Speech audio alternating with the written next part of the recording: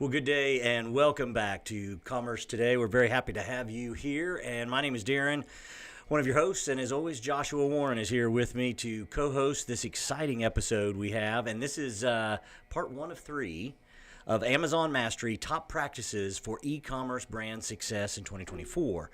Now, that's a big title, and it's broken it into three parts. So with that, Josh, I guess maybe kind of give us a little overview of kind of where we're going with this, and then we can dig into each part. Yeah, so I've actually written a very deep dive into selling on Amazon for my LinkedIn newsletter. I didn't realize just how deep it was until LinkedIn showed that it's a 17-minute read. We're going to take that and actually turn that into three different podcast episodes, really going across 9 different areas of selling on Amazon. And this is for, and a clarification I had to make for you actually before the show. And I appreciate that. This is for brands selling on Amazon as well as brands selling to Amazon, which is there's a distinction there. And that means that even if you're not an Amazon seller, if your products, your branded products are being sold on Amazon, there are things you can do to increase those sales and in turn increase your own profits. Excellent. And one of the things, and the reason he had to do that is as I was looking at the show notes, there are some things that if you listen to a few of our episodes, this could be a little bit of a repeat. But what he's telling me and what Josh is going to tell us as we walk through this, maybe a repeat, but it's not quite the same. So let's kick it off. On the first part here, we talk about, obviously, you always have to have great photographs, but what's the importance of having optimized product listings? What does that mean, and especially from an Amazon perspective? So if you're a recovering Amazon user like myself that has spent a lot of time and money there. Well, in recovery, trying. You probably notice that sometimes you'll find a product, it'll be just like you look at it and you're like, this is a great product. I'm really thinking about buying this. Versus you'll see something where you're like, eh.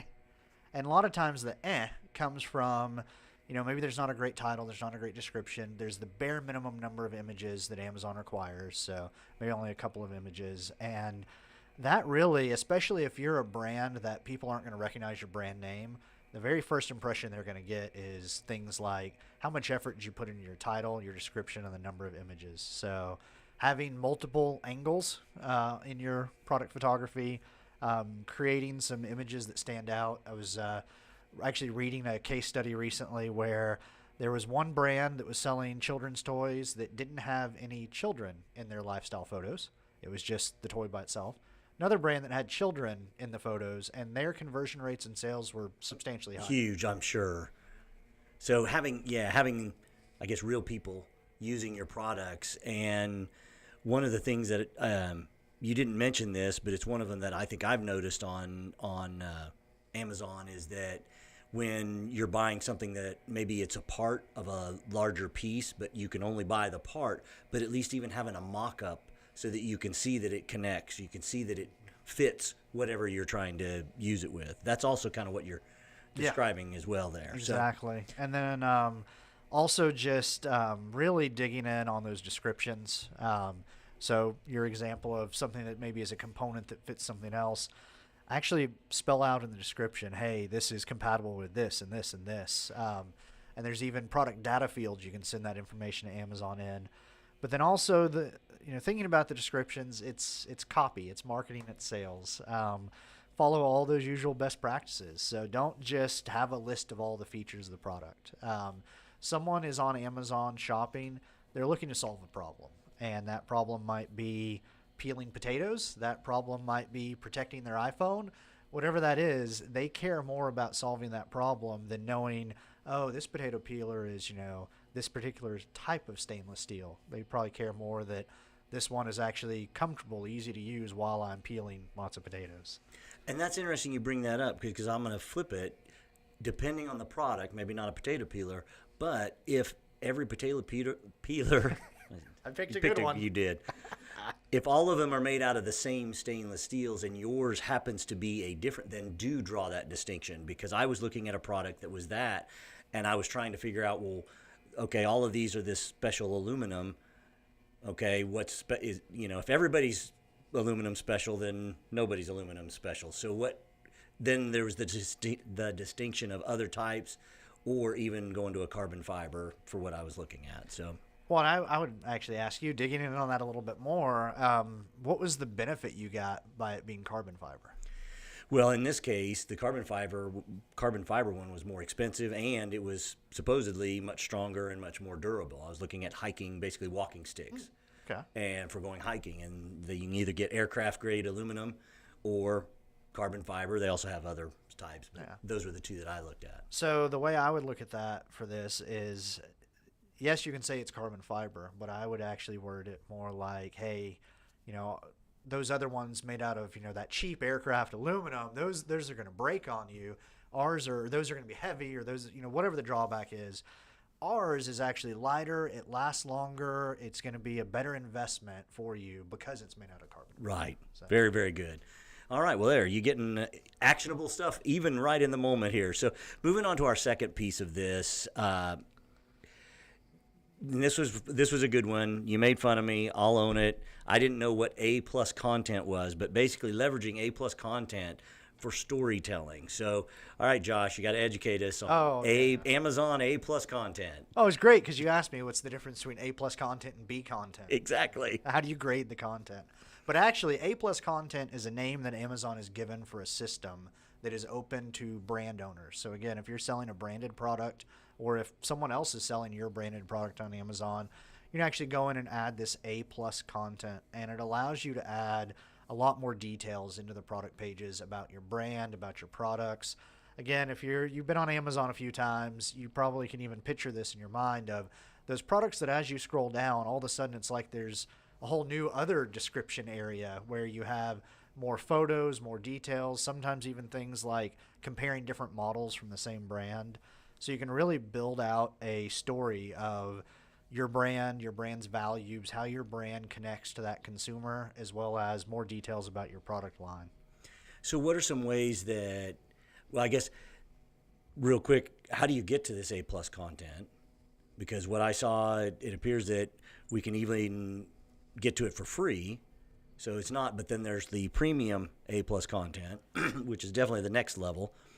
So how do we get to it, and then what are some key things that our listeners want to know to really take advantage of it? Yeah, so there is a process you have to work through with Amazon. Not just anybody can do this A+ content, and there's some guides online of how to get through that process that we can link to.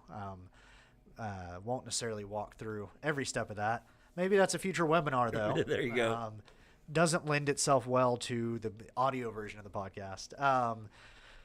But yeah, so there's some different levels, and there's a process to go through, but it is highly worth it because, again, this is what sets your products apart, makes them look different, and it allows you to do things like you can embed videos this way. You can embed those comparison charts that I mentioned. You can really build out a story. We're actually going to talk, I don't think it's in today, nope, not today's episode, but in a week or two, we're going to talk about some of the sustainability things on Amazon and Amazon's Climate Pledge Friendly program. And this A+ content's another place where you can showcase that. If you're selling a brand that is appealing to kind of an eco-conscious consumer, then you can have a video showing what steps you've taken to make your product more sustainable, to make your company more sustainable. And that can really, the differences of brands that have enabled this kind of content versus not, a huge difference in conversion rate and in their sales on Amazon. And that, yeah, anytime you can create better or more specific targets as well as segmentation. So, well, and one last thing on that. Oh, fire away. Is everyone's always looking to game the system on Amazon. Early on, just kind of like with the web, with everything else, you used to be able to just throw some keywords on a product, and anytime anybody searched for that, you'd be, up near the top. A lot more complicated than that now. We're also going to talk about Amazon search algorithm some, but I will point out this A+ content can actually benefit you and boost you up in Amazon search results. So that's another key reason to utilize it. So how do we go about mastering Amazon's advertising for visibility? Well, first of all, just know that Amazon wants your money. Whether you're buying, selling, whatever you're doing, Amazon wants your money. They have grown to be as large as they are by being very effective at getting your money. One way they get a lot of money is through advertising. So you would think that, hey, you pay to list a product on Amazon, you're done. Not so fast. especially a newer product that's not very visible in the search results, you can use Amazon advertising to buy up basically into the search results. So that's sponsored products. There's also sponsored brands where instead of just boosting up one product, you're actually boosting up your whole brand and having a number of your products appear in the search results. And then there's sponsored display ads, or the third option on Amazon ads. And that basically allows you to retarget Amazon shoppers not only as they go across Amazon, but also on other websites. And this was the kind of thing that Amazon paid for. But now they've basically realized that brands will pay for this so that Amazon doesn't have to. All right. So what are the strategies around then the effective advertising and really getting those things done? So it's very similar to other online pay-per-click advertising. We were having some fun talking this morning about how much further ahead certain ad platforms are than others. Amazon's kind of in the middle. They're not lagging quite as far behind one platform we love but don't love their advertising system. So it's similar to other ad platforms. It's all about having the right audience. So there are targeting features so you can reach customers based on their interests. So again, some of this is marketing and selling basics, but have some ideal personas, know what your buyers look like, what they're interested in, and use that to target to the right audience. It doesn't do you any good to boost your product up to everyone if everyone isn't necessarily in the market to buy your product. And then obviously continuous optimization, basically rinse, repeat, keep getting better over and over. So constant, never-ending improvement. Well, the last piece here that we wanted to get on, you touched on it a little bit earlier, but it's really aligning with Amazon's search algorithm. I can only imagine that that's got to be somewhat of a rocket science experiment. Oh, yeah. So there is one secret to ranking in Amazon's search algorithm. And you'll have to pay us a lot of money to get it. Yeah, exactly. No, if anyone tells you they know the secret to exactly making sure that your product always shows up first in search, trust those people as much as you can trust the people that say that about Google search. So Amazon search algorithm is always evolving. It is a cat and mouse game between Amazon and the sellers because everyone's always trying to game that system.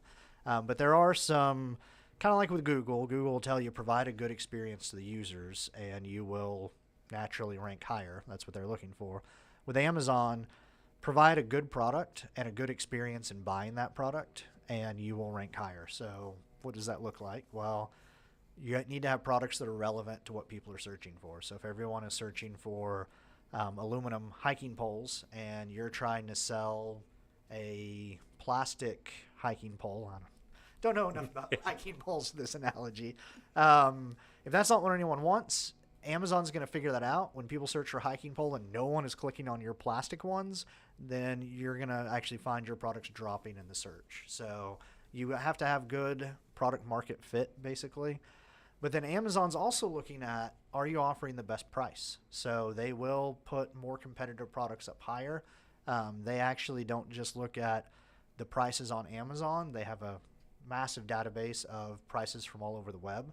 So if you are price gouging, especially, your products probably aren't going to show up in search. They do look at your reviews, so products that are well reviewed are going to be ranked higher. They also look at sales history. Amazon, they want to put products that are going to make them the most money at the top of the search. So if your product is one that people click on and buy, therefore making Amazon money, then you're going to rank higher. And so there's some services out there that try to game this, and I would say be very careful using those services. I know they'll do things like basically create fake sales. They will buy reviews, things like that, to try to game that system. Amazon's catching on to those things. The Federal Trade Commission is catching on to those things. I would not go there. So what you're saying is your mileage may vary on that, for sure. Very much. Let me ask you this. Like when running Google or like having a website, just in general, Google likes it when there's some changes, when there's updates and there's things done to it. How does Amazon feel about that concerning product pages and product listings? Amazon, not as much. So it depends on kind of the level of the change and the update you're making. But if your product's already selling well and already kind of ranking okay, and then you start editing it, that can actually be a bit of a risk. because they don't know how those edits are going to perform. So they're going to basically test for a little bit and see, okay, is this product still something people are buying? One of the things they look at is return rates, and how often a product's returned can impact how it shows up in the search results. So if you edit your product to solve an issue that people are returning it for, let's say it's a hiking pole that doesn't work well for short people, and you basically edit your product description and say, hey, this hiking pole works best for people between this height and that height, and then the returns go down, that edit definitely can help you appear higher in the search results. And that makes sense, because that's very important for hiking poles, for sure. All right. Well, hey, as we like to say, land this plane and put this podcast to bed, we definitely want to recap real quick the highlights of what we talked about. I mean, the importance of having optimized product listings, great photos, great content, and being able to be very specific, targeted, and segmented as best you possibly can, as well as definitely leverage the A+ content that Amazon has available, because that definitely is going to move you into another category. And then, hey, swirl the cauldron that is the Amazon advertising and the ads, and using the sponsored products, sponsored brands, and the display ads as well. And then finally, and what I was meaning by swirling the cauldron really is the Amazon's search algorithm, and work your way through that, take advantage as well as you can of the opportunities there. So as we close it out, we definitely want to encourage you to, hey, start implementing these and let us know what works, what doesn't work, where you found success. We always want to hear that. Definitely want to let you know that we've got the 2 follow-on episodes. The first one will be go live March 6th, and then the next episode will be March 13th. That'll be the final one in this Amazon Mastery series. And these events are already on Joshua's LinkedIn page, so if you want to take a look there, you can always find them there, or they will also be linked in the show notes. Yeah, and those will be, our target is about 1:30 p.m. U.S. Central Time. You will actually be able to watch those episodes live on LinkedIn if you would like to do so. And then last but not least, we'd welcome you to subscribe and like the podcast under the Commerce Today in your favorite podcast app. Follow Joshua Warren on LinkedIn for more tips, and definitely invite you to share your experiences, stories, and questions with Josh at any time. With that, let's call it. Oh, wait. Actually, there's one more thing. But wait, there's more. I just wanted to share with the audience. So I'm building out an e-commerce knowledge library. It's a really fun little project I'm working on. It has all of our Commerce Today recordings. It has conference presentations I've done. It has different videos we've made for clients over the years to understand different concepts. And the cool thing is it's all searchable. So you can go in, you can say, hey, I want to search on Amazon. It'll show you every episode we talk about Amazon. It also has an AI, because we almost didn't mention AI in this episode. You thought you'd get away with no AI talk, but it has an AI that's been trained on all that. So you can even say, what are some best practices for selling on Amazon? And you don't have to listen to or watch the episode. It will actually condense all that, share it with you. Right now, I'm looking for a few merchants that want to test this out for free as kind of a beta for me. I want to make sure it has the information that you're looking for and kind of covers the problems and challenges the average merchant is facing today before we roll this out to a wider audience. So probably the easiest way to get involved in that is to find me on LinkedIn, send me a message there.